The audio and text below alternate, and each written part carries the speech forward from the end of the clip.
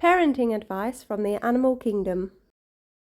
It is perfectly natural, normal and healthy to carry your newborn baby for the majority of the day, right up until they can start sitting and standing independently. No, this doesn't spoil them.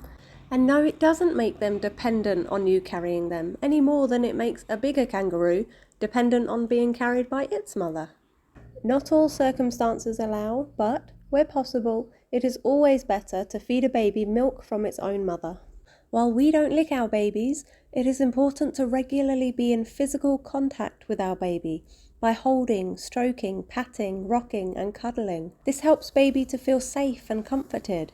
It is important, especially during those initial bonding months where they are learning who their protector is, who their mother and father is. This is learnt as they recognise what you smell like, look like, feel like and sound like. When weaning off milk and going on to solid foods, babies don't need processed rubbish. Keep it natural. Fruits, vegetables and healthy fats, then slowly move on to grains and meats and whatever else. But sugar, processed foods, unhealthy fats, or heavily salted foods do not need to be introduced.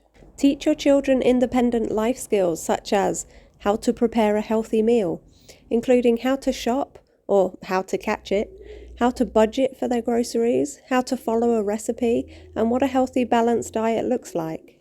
Did you know eagles will start withholding food from their young? This encourages the eagles not just to go out and provide for themselves, but gives them the encouragement and opportunity to develop the ability to fly, which is what they were born to do. Yes, this is a big risk, but it pays off once the bird learns how to soar through the sky.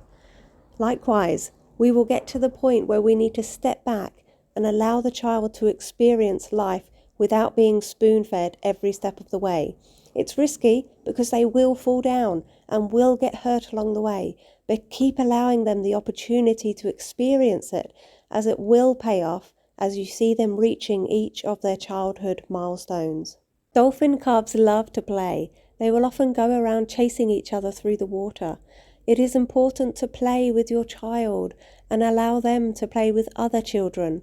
This teaches valuable life skills like communication, problem solving, creativity, social skills, and appropriate behaviours for different settings. Not to mention the physical benefits of active play, as well as the emotional benefits of experiencing joy and bonding with others. Crocodiles are fiercely protective of their young. Be there for your child so you know where the dangers are, especially in the teenage years where they enter yet another vulnerable phase of their life. Be present, be involved, be aware. A key part of nurturing and protecting is setting appropriate boundaries from a young age. Give them consequences for crossing boundaries. Kids and even teenagers aren't smart enough to make every decision. Sometimes you need to take control and remove them from a situation. They don't always see the dangers and so they won't always like you for doing it.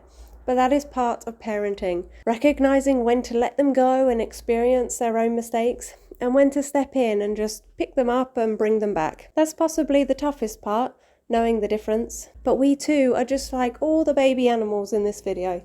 We are figuring out this parenting life as we go along. We are learning and developing along the way. We are making mistakes and falling down, but we are getting up, apologizing, strategizing, and striving and surviving together. It's a lifelong journey. You won't be perfect, and they won't turn out perfect. Just be committed.